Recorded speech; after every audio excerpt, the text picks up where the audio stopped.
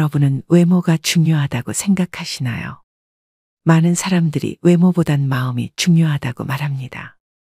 하지만 말은 그렇게 하면서도 정작 대부분은 외모를 보는데요. 상대방의 깊이를 알기 전까지는 첫인상이나 외모가 신뢰를 형성하는데 결정적으로 작용하는 것은 부정할 수 없습니다. 외모가 경쟁력이라는 말을 한 번쯤은 들어보셨을 겁니다. 이처럼 세상을 살아가는 데 있어서 외모는 정말 중요한 요소 중 하나입니다.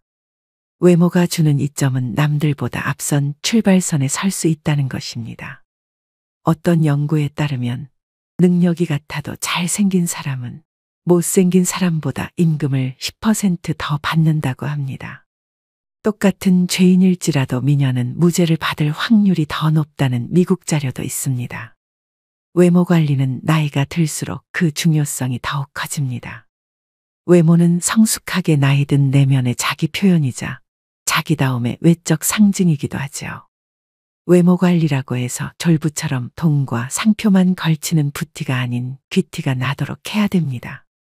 그것은 전화음성, 운전 습관 그리고 의상 코디에서도 묻어납니다. 물론 내면도 중요합니다. 하지만 외면에도 어느 정도 신경을 써야 그 사람의 내면도 들여다 보고 싶은 마음이 들기 마련이죠. 그렇기 때문에 나는 내면만이 중요하다고 믿기보다 나이 들수록 외면과 내면 두 가지를 모두 잘 관리하는 사람이 되고자 노력하셔야 됩니다. 그래서 오늘은 나이 들수록 외모에 더 신경을 써야 하는 이유 3가지와 시니어들의 외모 관리 방법에 대해 알려드리겠습니다. 외모에 신경 써야 하는 이유 첫 번째는 자신감과 자존감을 높이기 위해서입니다. 잘 차려입고 나간 날에는 자신감이 넘치며 당당해집니다. 하지만 아무거나 대충 걸치고 나간 날에는 아는 사람 만날까 두렵고 스스로 초라해지는데요. 나이가 들수록 피부 탄력이 떨어지고 깊어가는 주름과 탈모, 약해지는 치아, 노안 등 신체적 변화가 나타납니다. 이러한 변화로 인해 자신감과 자존감이 떨어질 수 있습니다. 우리는 거울에 비친 내 모습이 조금 더 나아 보이는 것만으로도 큰 행복을 느낍니다. 나는 꽤 괜찮게 나이 들었어라는 생각과 함께 자존감이 높아져 매사에 적극적이고 당당해지는데요. 이렇듯 외모는 개인의 정체성에 절대적인 영향을 미치며 기분이 좋아진 외모는 자신에게 보내는 긍정의 신호로 작용합니다. 일상에서 외모가 전혀 관리되지 않은 사람을 볼 때 부정적인 인상을 느끼는 이유는 그 모습이 스스로를 소중히 여기지 않다고 생각되기 때문입니다. 자신을 방치하고 가꾸지 않는데도 늘 당당하고 자신감 넘치는 사람은 절대 없습니다. 나에게 찾아온 부정적인 외모의 변화가 그저 바쁜 삶 때문이라고 혹은 나이 때문이라고 변명하고 계시는 분들도 있으실 겁니다. 사람들은 만족스럽지 않은 상황에 놓이면 자신의 책임을 가장 늦게 생각하는 경향이 있는데 이는 외모 관리에서도 마찬가지입니다. 현재 나의 모습은 지금껏 내가 하루하루 만들어온 결과물 그 자체입니다. 푹 파인 미간주름은 수년간 얼굴을 찌푸린 습관 때문이고 처진 입꼬리는 자주 웃지 않은 결과이며 탄력 없이 늘어진 팔뚝은 나태함의 결과이지요. 시간이 갈수록 얼굴과 몸이 변하는 건 자연의 섭리이지만 다가올 미래의 모습을 만족스럽게 만드는 건 오직 내 행동과 태도에 달렸습니다. 자신에게 만족하는 사람에게서는 늘 기분 좋은 에너지가 느껴집니다. 나의 자신감과 자존감을 위해 그리고 가족과 주변 사람들을 위해 나이 들수록 외모를 가꿔야 하는 이유가 바로 이것입니다. 두 번째는 건강에 도움이 되기 때문입니다. 젊었을 때는 느끼지 못했지만 나이 들수록 특히 노인의 외모 관리는 신체적, 정신적 건강에 많은 영향을 줍니다. 노인임에도 외모에 신경을 쓰는 사람은 대체로 건강하다고 합니다. 요양원에 정기적으로 방문하는 출장 미용 서비스를 이용하는 사람들이 대체로 인지장애 단계가 낮고 진행 속도도 더디다고 하는데요. 국내의 연구와 논문에서도 화장이나 외모 관리 행동이 여성 노인들의 우울증을 예방하는 효과가 있다고 합니다. 우울증의 증상 중 하나가 부정적인 마인드입니다. 노화 현상은 어느 누구도 결코 피해갈 수 없는 과정이지만 자연스럽게 받아들이기가 쉽지 않습니다. 사람마다 자신의 외모를 어떻게 받아들이느냐에 따라 다르겠지만 극심한 외모 콤플렉스가 있다면 자기 자신에게 비관적이게 됩니다. 거울에 비친 모습을 보며 무기력증과 우울감을 느끼게 됩니다. 사실 외모 관리는 의지력과 꾸준함을 요구한다는 면에서 운동과 같습니다. 나이 들어서 무슨 외모까지 신경 쓰냐라고 하시는 분들이 있지만 부지런해야 외모 관리도 할 수 있는 것입니다. 이 부지런함은 곧 규칙적인 운동과 건강한 식습관으로 피부 건강과 전반적인 건강을 유지하는 데 도움이 됩니다. 또한 스트레스를 해소하고 심신을 안정시키는 데 도움이 됩니다. 이로써 삶의 질도 향상되는 결과를 기대해 볼 수 있습니다. 그래서 단순히 외모 관리는 외모를 가꾸는 것 이상의 의미를 가지고 있습니다. 최근 최강동 안으로 단연 손꼽히는 가천대학교 이기려 총장님은 1932년생으로 90세가 넘으셨는데도 50에서 60대처럼 보입니다. 정말 감탄한 것은 그분의 자기관리 능력입니다. 부지런하지 않으면 안 되고 절제할 것도 많은데 그것을 꾸준히 지켰다는 것은 대단한 의지력입니다. 여기서 외모 관리의 또 다른 힘을 발견할 수 있습니다. 바로 나태해지는 자신을 돌려세우고 정신을 가다듬게 도와준다는 것입니다. 마음이 귀찮아지면 몸도 따라 귀찮아집니다. 마음이 늙으면 몸도 따라 늙습니다. 하루 종일 집에서 뒹굴거리다가도 깨끗하게 샤워를 하고 나오면 기분이 상쾌해지는 것을 느낄 수 있습니다. 마음이 행동을 지배하는데 행동이 또 마음을 지배하기도 합니다. 행복해서 웃는 것이 아니고 웃으면 행복해진다는 말도 있죠. 이처럼 외모에 신경 쓰면 감정까지 조절할 수 있습니다. 어떤 분들은 살아가는데 외모가 중요하지 않다고 말합니다. 외모보다 성격이고 나이 들면 외모는 다 거기서 거기라고 말합니다. 그러나 제가 말씀드리는 외모 관리는 더 넓은 범위입니다. 이러한 외형의 관리가 정신적, 육체적 건강에도 상당히 도움이 된다는 점을 말씀드리는 것입니다. 세 번째는 후광 효과로 인한 신뢰감을 줄 수 있기 때문입니다. 어떤 사람이 서울대학교를 나왔다고 하면 우리는 그 사람이 성격도 좋고 인성도 좋고 성실하며 여러 가지 긍정적인 성격을 가졌을 것이라고 판단을 내리게 됩니다.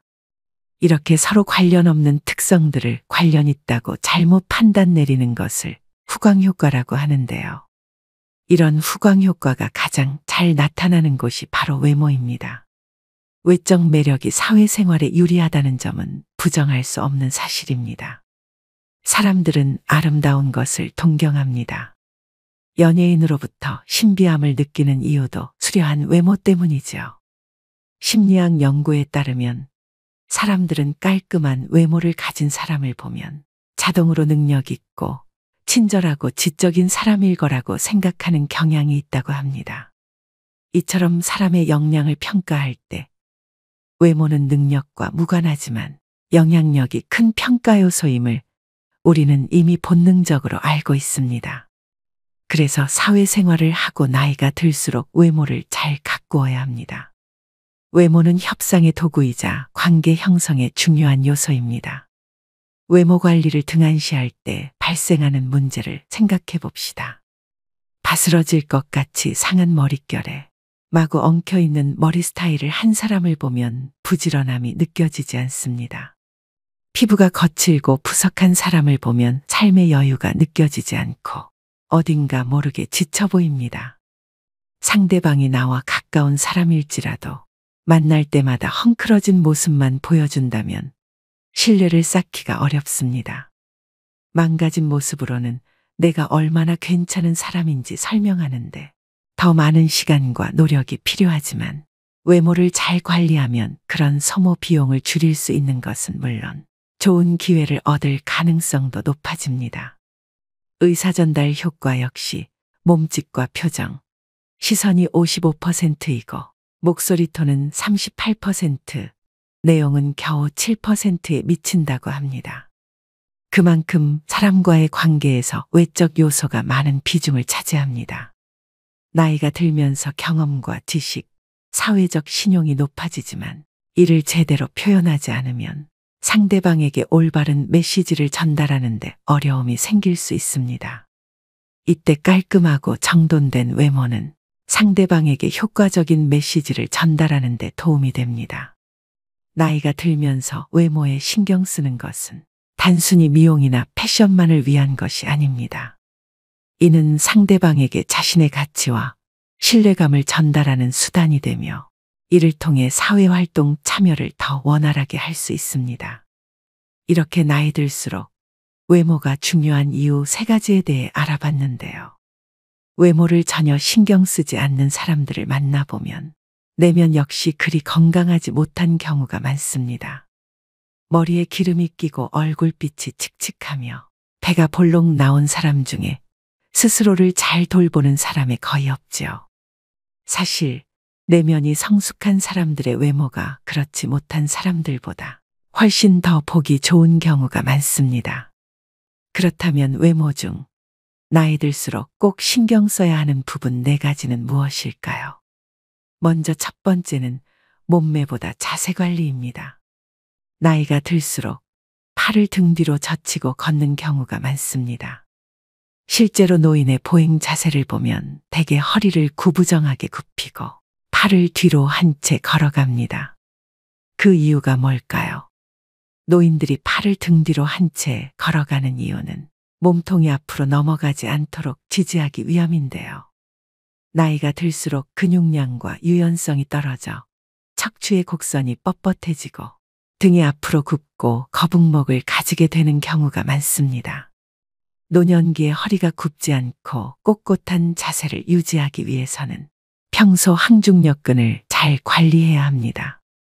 항중력근은 몸을 세우는 근육으로 자세와 보행 기능, 균형 감각을 유지하는 역할을 합니다. 기본은 규칙적인 운동과 생활 관리입니다.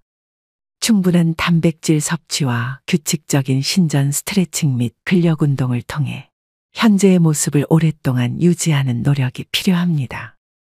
매일 7,500보 이상 걷고 유산소 운동과 수영, 자전거 타기 등 운동도 도움이 됩니다. 바른 자세는 자신감과 자세한 인상을 주는 데도 도움이 됩니다. 올바른 자세를 유지하면 우리는 자신에게 자신감이 생기고 타인에게도 자세한 인상을 줄 수 있습니다. 이는 인간관계의 상호작용과 커뮤니케이션에 긍정적인 영향을 미치게 됩니다.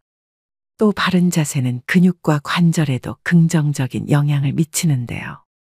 올바른 자세를 유지하면 부상의 위험을 줄일 수 있고 근력과 유연성을 향상시키는 데 도움이 됩니다. 두 번째는 비싼 옷이나 유행보다는 내 체형에 어울리는 옷 입기입니다. 외적 매력이 있는 사람들은 모두가 특출나게 아름답고 잘생겼다기보다는 자신에게 어울리는 스타일을 스스로 잘 알고 상황이나 장소에 맞게 꾸미는 능력을 갖추고 있습니다. 즉 자신의 신체적 단점을 보완할 줄 압니다. 사실 몸매가 좋은 사람은 어떤 옷을 입든 태가 나지요. 하지만 모든 사람이 몸매가 좋은 건 아닙니다. 다리가 짧을 수 있고 뱃살이 많을 수도 있습니다. 이런 모습들이 단점이라고 생각되면 옷을 통해 시선을 분산시키면 됩니다.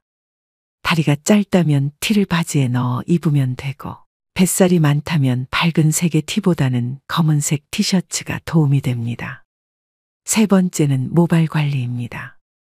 나이가 들면서 심각한 고민거리 중 하나입니다. 하지만 머리숱은 유전이라고 생각하고 관리를 전혀 안 하시는 분들이 있습니다. 3단같이 검고 숱이 많던 머리카락이 세월이 흐르면서 자꾸 빠지고 윤기가 사라져가는 건 안타까운 일입니다. 하지만 나이가 들어도 탄력 있고 숱이 많은 모발을 유지하는 분들을 우리 주위에서 볼 수가 있습니다. 나이 들어서도 건강한 모발을 유지하려면 어떻게 해야 할까요? 머리숱을 많게 만드는 방법의 하나는 올바른 머리 감기 방법입니다. 탈모를 예방하려면 두피가 깨끗해야 합니다. 미세먼지, 노폐물 두피, 각질이 모공을 막으면 가려움증, 두피 피부염이 생길 수 있고 머리카락이 많이 빠질 수 있습니다. 따라서 하루 동안 쌓인 노폐물을 제거하기 위해 저녁에 머리를 감는 것이 좋습니다. 머리숱을 많게 만드는 음식으로는 달걀 연어, 호두 두부, 검은콩 해조류, 제철 과일 등이 있습니다. 사람의 외모에서 머리는 약 70%를 차지하는 매우 중요한 부분입니다. 건강하고 아름다운 머릿결은 우리의 자신감을 높여주고 매력을 더해줍니다. 그러나 많은 사람이 피부 관리에는 열심이지만 두피 관리를 소홀히 하는 경우가 많습니다. 노년기에도 젊고 건강한 모발을 유지하려면 젊어서부터 꾸준히 모발을 관리해주는 습관이 필요합니다. 네 번째는 채취 관리입니다. 나이가 들어가면서 짙어지는 채취 때문에 고민하시는 분들이 많습니다. 흔히 노인 냄새, 호라비 냄새라고 부르기도 합니다. 진정한 외모 관리는 시각적 모습뿐만 아니라 향기까지 관리하는 데 있습니다. 자신의 체취를 알고 그에 맞는 관리법을 선택할 수 있는데요. 노년기에는 땀의 분비가 상대적으로 적고 실내 활동이 많아 의외로 매일 샤워를 하는 것을 꺼리는 경우가 있습니다. 하지만 노인 채취는 땀샘의 피지와 연관이 있기 때문에 특히 피부가 접히기 쉬운 부분을 청결하게 유지하는 게 좋습니다. 이를 위해 매일 샤워하는 것을 권장하고 의류를 주기적으로 세탁해 주는 것도 좋은 방안입니다. 또 적당한 햇볕 쬐기는 살균 효과가 있어 노인 냄새 완화에도 도움이 됩니다. 햇볕에 적정 시간 노출하면 비타민 D 합성을 촉진하는 효과를 얻을 수 있습니다. 입이 마르면 구강 내 세균이 증가해서 구취가 나고 잇몸 건강에도 악영향을 미칩니다. 정기적인 치과 진료와 식사 후에는 양치를 꼭 하셔서 치아 건강에도 신경 쓰셔야 합니다. 눈이 크고 코가 얼마나 오똑한지, 얼굴형이 계란형인지, 몸매가 말랐는지 글래머스한지 이런 것들은 젊을 때나 중요하게 생각하는 외적 요소입니다. 그러나 나이가 들어갈수록 그 세부적인 비중이 줄어들고 사람의 전반적인 이미지를 결정하는 이 네 가지만 남게 됩니다. 오늘부터 꼭 실천하셔서 노후의 외모 관리에 도움이 되셨으면 좋겠습니다. 오늘의 영상 어떠셨나요? 외모를 망가뜨리는 가장 쉬운 방법은 편한 대로 행동하는 것이라는 말이 있습니다. 모든 외모 관리는 결국 매 순간 자신의 행동을 선택하려는 의지와 노력으로 완성됩니다. 매 순간 올바른 선택을 하고 마음먹은 일을 내일로 미루지 않는다면 우리의 외모는 반드시 긍정적으로 변할 것입니다. 외모의 변화를 원한다면 이제부터 매 순간 나의 행동을 주의 깊게 지켜보길 바랍니다. 요즘에는 잘생기거나 예쁜 사람이 성격도 좋다는 얘기를 많이 합니다. 그만큼 성숙하고 훌륭한 내면을 가진 사람들은 외형에도 꾸준히 신경을 씁니다. 그들 모두가 특출나게 아름답고 잘생겼다기보다는 자신에게 어울리는 스타일을 스스로 잘 알고 상황이나 장소에 맞게 꾸미는 능력을 갖추고 있습니다. 나이 들수록 외모 관리는 선택이 아닌 필수입니다. 외모에 신경 쓰는 것은 자신감을 높이고 건강을 유지하며 사회적 관계를 형성하고 유지하는 데 도움이 됩니다. 한창 돈을 모아야 하는 젊은 시절에는 외모 관리가 중요한 요소가 아닐 수도 있습니다. 젊음의 가난은 고난이지만 노년의 가난은 재난이라고 합니다. 한 푼이라도 돈이 나를 위해 일하는 시스템을 만들기 위해 젊을 때는 타인의 눈치를 보지 않고 옷 한 벌 사지 않으면서 꼬지람을 감내할 수도 있습니다. 그러나 중장년에 접어들면서 앞으로 인생의 여정이 길어질수록 외모의 평가로부터 자유로울 수 없지요. 물론 이것들은 하루아침에 달성할 수 있는 것들이 아닙니다. 시간과 노력이 필요하며 이것들이 쌓여 나의 외모 경쟁력을 높여주는 것이겠죠. 외모만으로만 편한 삶을 살 수는 없지만 내 삶의 질을 높여주는 건 확실합니다. 인생은 결과가 아닙니다. 나의 하루가 쌓여 한 달이 되고 1년이 되듯 하루하루 살아가는 과정 자체가 삶인 것입니다. 여러분의 삶은 어떠신가요? 현재의 모습에 대한 자각과 아름다워지겠다는 결심, 그리고 순간순간 작은 행동의 변화만으로 분명 잃어버린 매력을 되찾을 수 있습니다. 삶이 주는 오늘 하루를 낭비하시지 말길 바라면서 오늘의 영상 마무리하겠습니다. 오늘도 노후의 지혜와 함께 해주셔서 감사드립니다. 황금빛으로 무르익어가는 여러분의 지혜로운 인생을 언제나 응원합니다.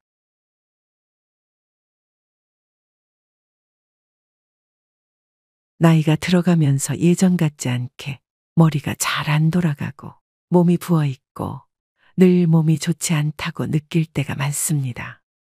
이러면 우리는 바로 나이가 들었다는 신호라고 생각하는데요. 하지만 이런 증상들은 나이 들면 당연히 찾아오는 것이 결코 아닙니다. 다만 늦기 전에 조치를 취하고 생활 방식을 바꾸라는 신호입니다.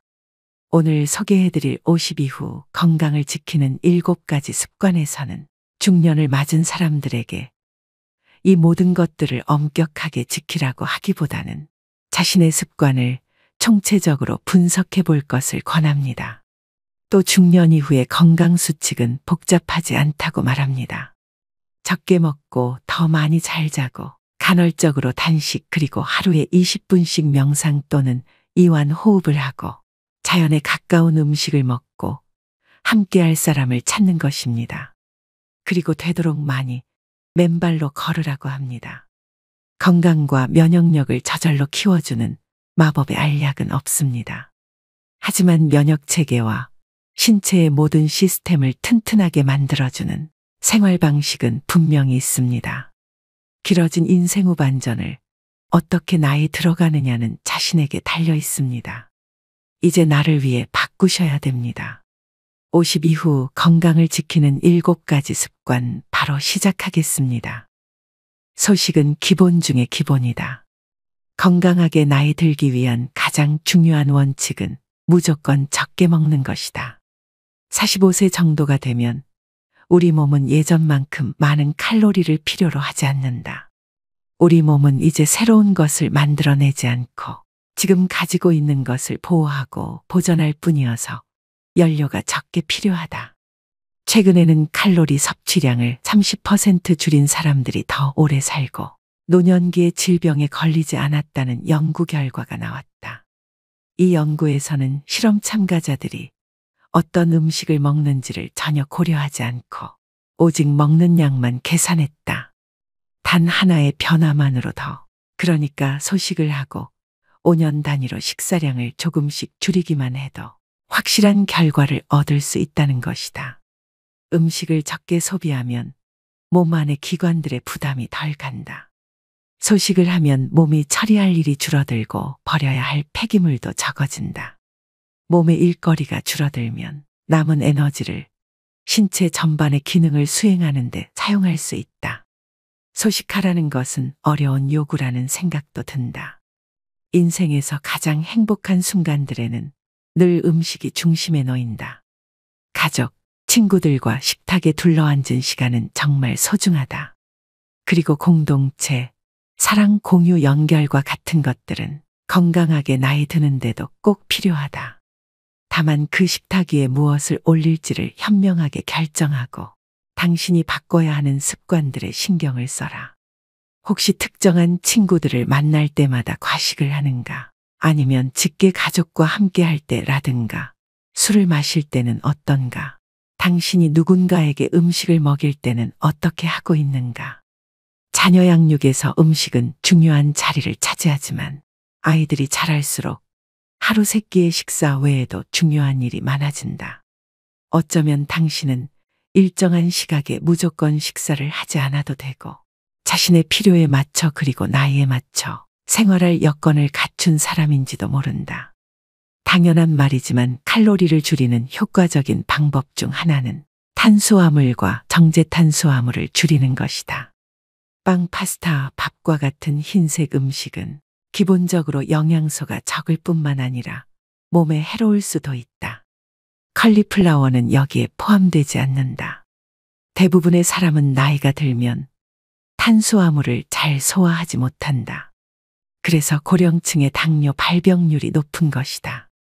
탄수화물은 몸 안에 들어오면 당으로 바뀐다. 심각한 문제가 아닐 수 없다. 당뇨 위험을 낮추려면 영양가 없는 탄수화물 음식을 줄이고 영양이 풍부한 음식을 먹어야 한다. 물론 음식은 복잡하기도 하다. 사실 배가 고프다는 느낌은 다른 어떤 것이 필요하다는 신호일 수도 있다. 재미있는 일, 애정 온도, 신선한 공기, 잠, 아니면 그냥 물이 필요한 것인지도 모른다. 소식이란 당신의 몸에 민감하게 주의를 기울이는 습관적인 행동이다. 집에 들어가자마자 정말 배가 고픈 것인지 생각해 보지도 않고 부엌으로 달려간다를 경계하는 것이다. 먼저 배가 80% 정도 찰 때까지만 먹는다는 단순한 규칙을 지켜보라. 공복을 채우는 것과 바지 단추를 풀어야겠다고 느낄 만큼 배부르게 먹는 것은 다르다. 이것 하나만 지켜도 삶이 달라진다. 더 많이 더 잘 자기. 이 책의 목표 중 하나는 통증이 찾아오고 여기저기 아픈 곳이 생기기 전에 당신의 삶을 변화시키는 것이다. 나이가 들면 그날의 피로를 회복하는 양질의 수면이 퍼즐의 중요한 조각이 된다. 잠을 중요하게 지급하라. 그러면 금세 건강해지는 것을 느낀다. 우리가 나이듦의 징후로 생각하는 증상의 대부분은 우리의 몸이 규칙적이고 더 많은 그리고 더 좋은 휴식을 필요로 한다는 신호에 지나지 않는다. 밤에 잠을 못 이루거나 중간에 자꾸 깨더라도 포기하지 마라. 문제를 살피면서 의식적으로 밤잠을 잘 자기 위한 대책을 세워라. 이것은 단순히 저녁 시간을 어떻게 보내느냐의 문제가 아니다. 밤 시간의 습관과도 관련되는 문제다. 아침에 일어나자마자 밖으로 나가서 햇빛을 쬐라. 그러면 당신의 생체 리듬이 자연의 주기에 맞춰진다. 낮에는 활기 있고 해가 지면 활력이 떨어지다가 밤에는 잠이 온다. 아침 시간에는 명상을 하라. 아침 명상은 밤잠에 긍정적으로 작용한다. 운동도 마찬가지다. 낮 시간에 유산소 운동을 하면 밤에 더 쉽게 잠이 든다. 꿈을 꾸는 시간인 렘 수면 시간과 깊은 잠을 자는 시간이 모두 충분해야 한다. 비렘 수면이라고 불리는 깊은 잠을 잘 때는 두뇌 활동이 거의 일어나지 않는다. 바로 이때 몸 안에서 회복이 진행되고 뇌의 노폐물 시스템이 작동해 단백질과 기타 독성 물질을 제거한다. 잠을 푹 자지 못해 비렘 수면이 부족하면 글림프 시스템이 제 기능을 수행하지 못하고 그 결과 노폐물이 뇌 안에 쌓여 흐릿하고 몽롱한 기분으로 생활하게 된다. 대다수 사람들은 7시간에서 9시간 수면을 취할 때 몸 상태가 최적이 된다. TV와 소셜미디어, 끝없는 업무, 이메일에 수면 시간을 빼앗기고 있다면 당장 그 습관부터 바꿔라. 잠을 자다가 자꾸 깨는 것은 나이 들면 당연히 생기는 증상이 아니다. 물론 호르몬 부작용 때문에 쉽게 잠들지 못하거나 푹 자지 못할 수는 있다. 그리고 나이가 들면 밤에 소변을 보기 위해 더 자주 일어나게 된다. 하지만 조금만 노력하면 잠깐 깼다가도 쉽게 다시 잠들 수 있다. 설탕은 정말로 줄여야 한다. 나이가 든 사람에게 설탕은 아주 해롭다. 설탕은 면역 체계를 약화시킨다. 그리고 모두가 두려워하는 당뇨병, 심장질환, 암, 알츠하이머병 같은 병을 키운다. 설탕이 특정한 단백질과 결합하면 노폐물을 만들어내고 그 노폐물은 혈관 내에 쌓인다. 이 노폐물은 여기저기 머물러 있다가 당신의 신체 기관에 마치 녹이 끼듯 내려앉는다. 가장 넓게 분포하는 기관인 피부에 이 노폐물이 자리 잡으면 주름살로 나타난다. 이 노폐물은 세포막을 손상시키고 혈관벽에 미세한 구멍을 뚫기도 한다. 만약 당신이 생활 습관을 딱 하나만 바꾼다면 그것은 정제당 섭취를 줄이는 것이어야 한다. 그리고 꿀과 아가베 시럽도 줄여라. 꿀과 아가베 시럽도 당신의 몸에 설탕과 똑같이 작용한다. 설탕은 다양한 가공식품 안에 숨어 있지만 우선 명백한 음식들부터 줄이자. 시리얼, 쿠키 사탕, 탄산음료, 과일 주스. 참, 과일 주스는 탄산음료와 똑같이 몸에 나쁘다. 정말로 달콤한 음식이 당길 때는 베리류나 초록 사과를 먹어라. 초록 사과는 붉은 사과보다 당이 적다. 과일에 함유된 섬유질은 장의 흡수 속도를 약간 늦춰주기 때문에 과일을 먹으면 설탕이 많이 들어가 다른 음식을 먹을 때처럼 당이 곧바로 몸에 흡수되어 혈당이 급상승하지는 않는다. 당신이 커피에 설탕을 조금씩만 넣어 마신다고 해도 오랫동안 누적되면 양이 많아진다.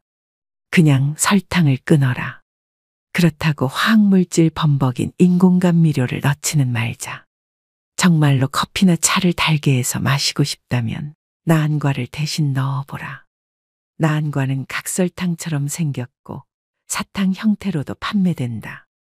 아니면 천연감미료인 스테비아를 사용하라. 일부 스테비아 제품에는 다른 감미료가 첨가되어 있으므로 100% 스테비아를 구입해야 한다. 솔직히 말하면 나안과도 스테비아도 진짜 설탕 맛은 아니지만 달콤하긴 하다. 나안과나 스테비아는 단 것을 찾는 입을 달래기 위한 도구로 활용하라. 최종 목표는 당신의 미각이 설탕을 갈망하지 않게 만드는 것이다. 현대사회는 설탕을 기분 좋은 간식이라는 틀로 바라본다. 디저트는 쾌락이며 때로는 보상으로 제공된다.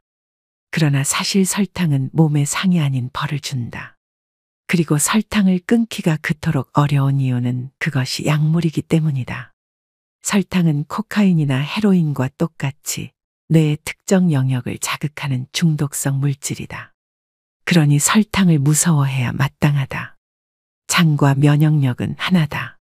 면역체계의 70%는 뱃속에 있다. 나이가 들수록 장내 마이크로바이옴은 몸을 건강하게 유지하는 것이 중요해진다. 좋은 박테리아의 종류가 많아야 하고 나쁜 박테리아의 수는 적어야 한다.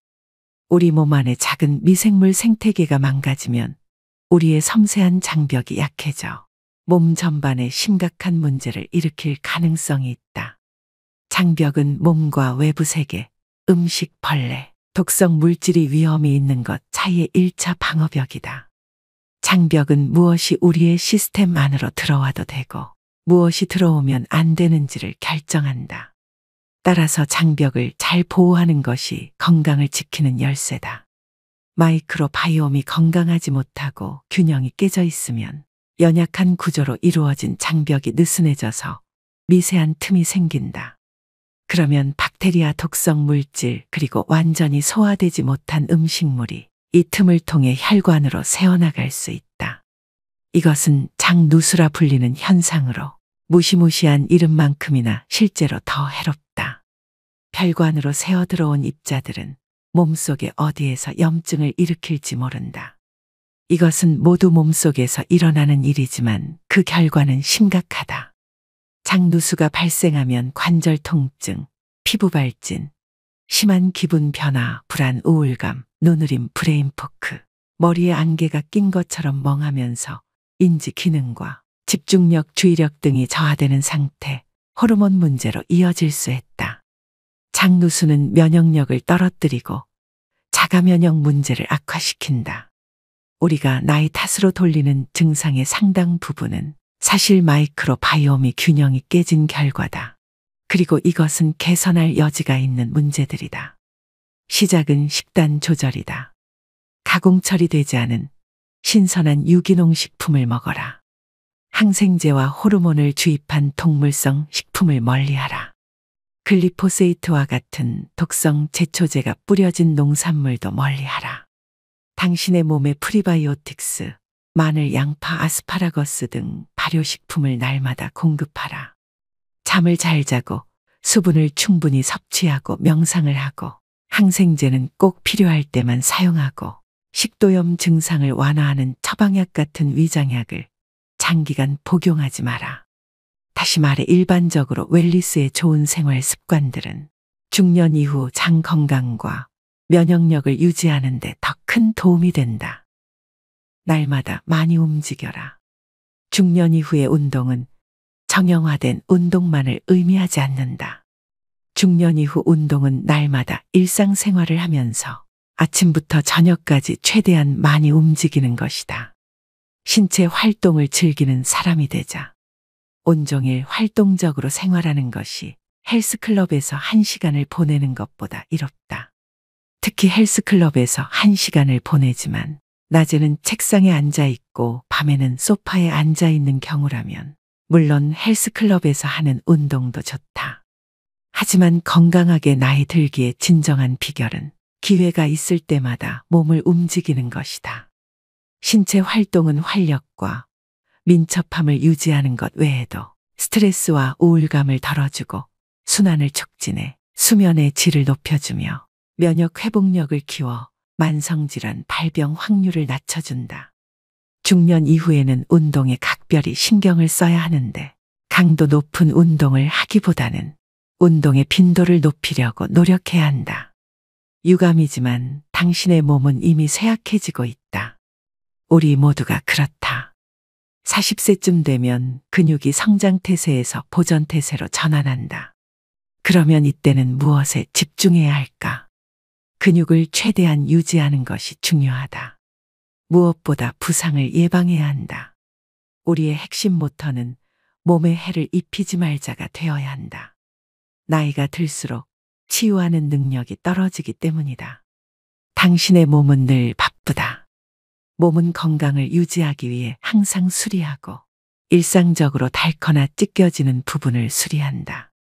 바깥 세상과 우리가 먹는 음식에 들어있는 세균과 독성 물질을 처리하고 기능을 원활히 수행하기 위해 열심히 움직인다. 예를 들어 당신이 발목을 삐었다면 일상적으로 신체를 유지하는 데 사용되는 에너지의 일부가 발목으로 가야 한다.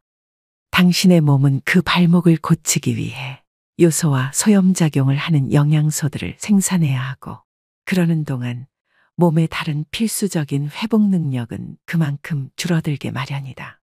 나이가 들면 자원도 감소하기 때문에 몸을 보호하는 것이 현명한 일이다. 다치지 않도록 조심하는 것은 몸 전반의 건강을 유지하기 위해 꼭 필요한 긍정적이고 적극적인 활동이다. 중년 이후 신체 활동의 관건은 몸의 변화에 맞추어 운동 계획을 짜는 것이다. 덜 격렬한 운동을 선택하고 몸의 어떤 부위가 아프면 그 운동을 멈춰라. 생각보다 많은 사람이 통증을 무시하고 운동을 계속한다. 이런 태도는 건강하게 나이 드는데 도움이 안 된다. 나이에 적응하고 기꺼이 후퇴하고 변화를 시도하는 편이 훨씬 낫다. 달리기를 할 때마다 통증을 느낀다면 자전거 타기로 바꿔보라. 자전거를 못 타게 되면 수영을 하라. 고난이도 요가 동작을 했더니 몸이 아프면 그런 동작은 하지 마라. 물론 어려운 일일 수도 있다.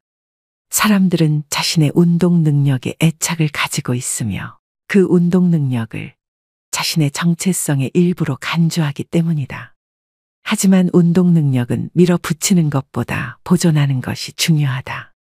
당신이 30대 때 철인처럼 튼튼했더라도 50대에는 철인이 아닐 수 있다는 사실을 받아들여야 한다. 그리고 근육과 관절은 평생 써야 하므로 근육과 관절이 다 닳기 전에 신중하게 생각하라. 90세에 얼마나 잘 걸을 수 있느냐는 지금 몸을 어떻게 보살피느냐에 달려있다. 몸을 움직이기를 좋아하고 육체적 한계를 뛰어넘기를 즐기는 사람들에게 가장 중요한 일은 몸이 하는 말을 잘 듣고 그 말에 따르는 것이다. 몸을 많이 움직이지 않는 사람들의 경우 지금 당장 운동을 시작해야 한다. 아직 늦지 않았다. 하루에 10분 동안 경사가 완만한 언덕을 오르는 것으로 시작하라. 그리고 일주일에 5분씩 시간을 늘려서 바로 30분으로 만들어 보라. 이완 휴식 요가를 시작하거나 관절에 부담이 적은 수영 강좌를 신청하는 것도 아주 좋다. 편안하게 시작하고 끈질기게 노력하라. 당신을 활동적인 사람으로 변화시키는 일은 그리 오래 걸리지 않으며 힘이 많이 들지도 않는다. 그리고 중년 이후의 삶을 사는 우리 모두에게 하루 내내 움직일 기회를 찾아보고 기쁜 마음으로 움직이자. 조금 일찍 지하철을 타고 일찍 내려 사무실까지 걸어가거나 버스에서 한두 정류장 앞에 내려 집까지 걸어보라. 건물의 위층으로 올라갈 때는 엘리베이터를 타지 말고 계단을 이용하라. 내려갈 때는 하지 마라. 계단을 내려가거나 언덕을 내려가는 운동은 무릎에 부담을 진다. 점심시간을 신체활동 시간으로 바꿔보라. 가능하다면 야외에서 신선한 공기를 들이마시며 쉬어라. 반드시 힘이 많이 되는 운동을 할 필요는 없다. 자주 꾸준히 실행 가능한 활동을 하라. 많이 움직이는 사람이 되자. 햇빛과 함께 하루를 시작하라. 생체 리듬은 우리의 몸의 하루 24시간의 변화를 자연과 연동시키는 장치라 할 수 있다. 생체 리듬은 건강관리에 도움이 된다. 그리고 우리는 독한 화학물질이 들어있을 수 있는 선크림으로 햇빛을 차단해야 한다고 알고 있지만 사실 햇빛은 건강에 유익하다. 항상 뭔가를 발라서 햇빛을 막을 필요는 없다. 밖으로 나가서 얼굴에 햇빛을 느껴보고 계절이 허락한다면 팔과 다리도 날마다 햇빛에 노출시켜라. 밤에 잠이 잘 오도록 하는 비결 중 하나는 자연광과 함께 하루를 시작하는 것이다. 아침 햇빛은 당신의 몸에 잠을 깨라는 신호를 전달하고 수면 호르몬인 멜라토닌 분비를 중단하고 당신의 생체 시계를 조정해서 낮 시간에는 활기를 얻고 밤에는 차분해지도록 해준다. 식사 시간도 생체 시계에 지대한 영향을 미친다. 신체 대사의 리듬을 생각하면 가장 크지만 식사는 한낮에 해야 한다. 밤늦게 음식을 먹으면 당신의 몸은 낮 시간 칼로리와 에너지가 필요한 시간이라고 인식한다. 그러면 수면 호르몬 분비에 부정적인 영향을 주고 밤에 잠이 잘 오지 않거나 밤새 잠을 설치는 등의 문제가 생긴다. 숙면을 취하지 못하면 당신의 몸과 안에 반드시 필요한 정서와 회복이 제대로 이루어지지 않는다. 그 결과 당신은 앞에서 언급한 악순환이 반복된다.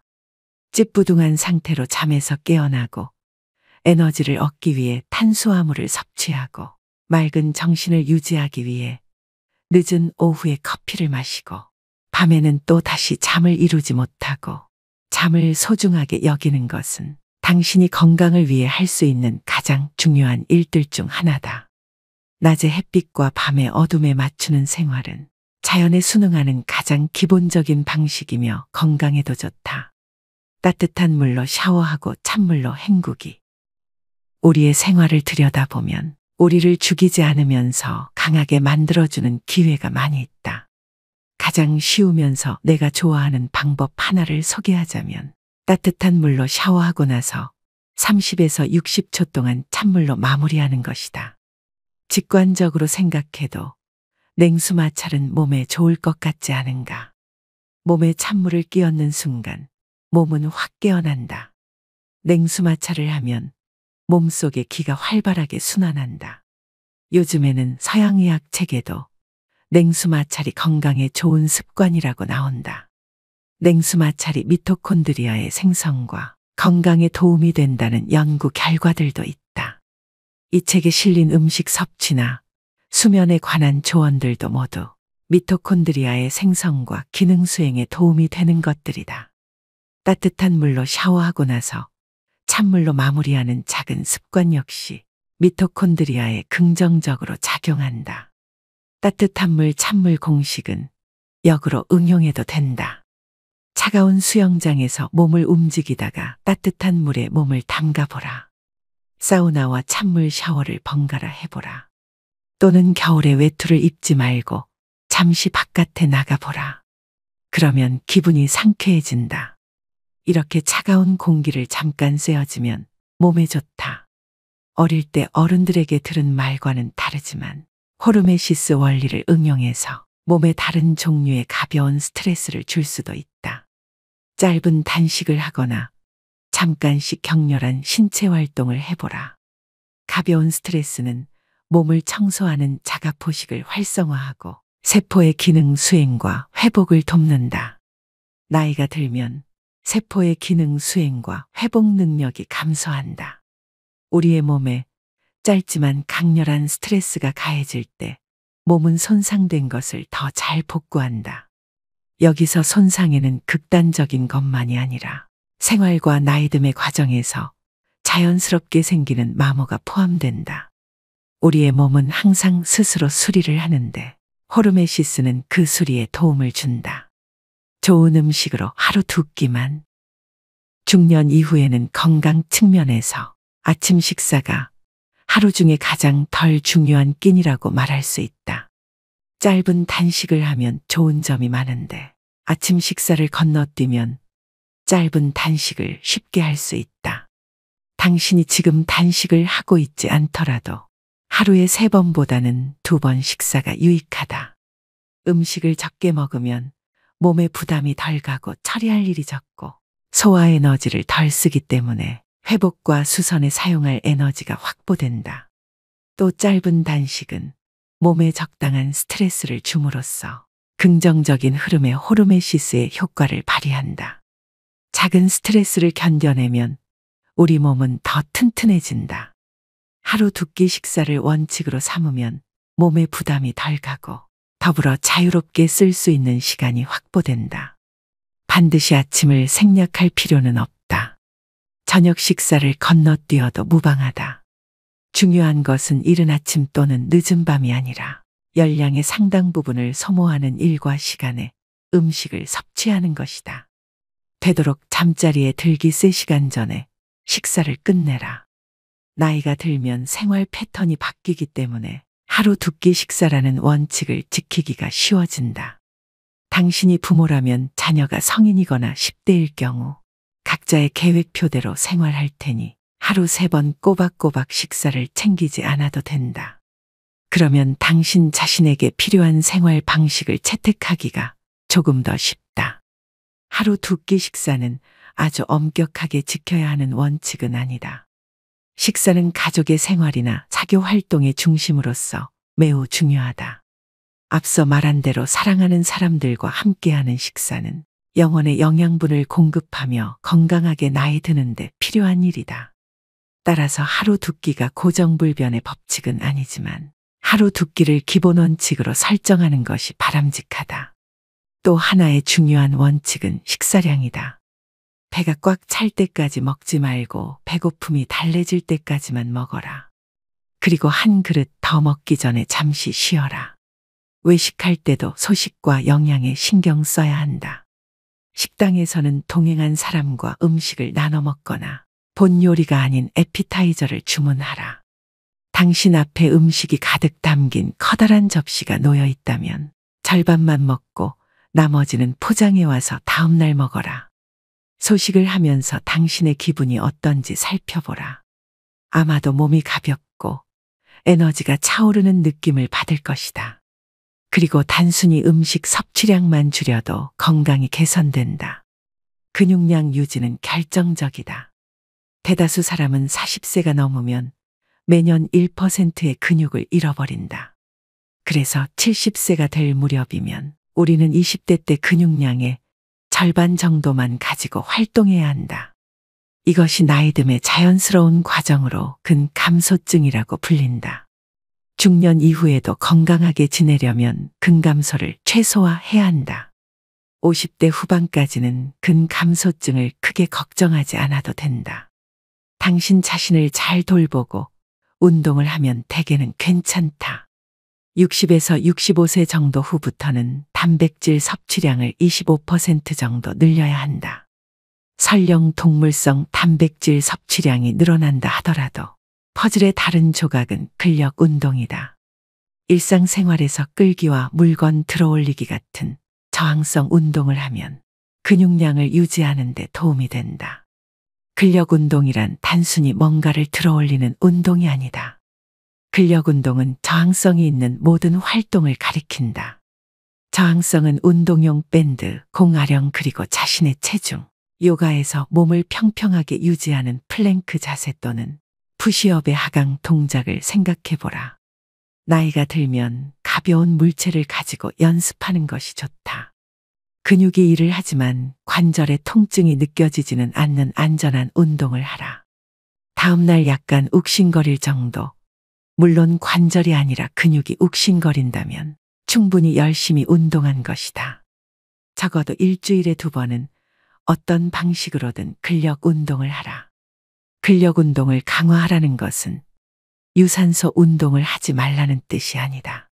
유산소 운동은 근육량을 늘려주지는 않지만 혈액순환을 촉진하고 세포의 미토콘드리아를 배가시키고 근육에 산소를 공급하고 지구력을 키우고 장수 유전자를 활성화한다. 근력 운동과 유산소 운동을 병행하되 최대한 여러 가지 운동을 배합하라. 다양한 운동은 부상을 예방하는 데도 도움이 된다. 부상은 특정 부위에 지속적으로 스트레스가 가해질 때 발생하는 경우가 많기 때문이다. 단백질과 근력 운동은 근육량 유지에 반드시 필요한 조건이지만 그것이 전부는 아니다.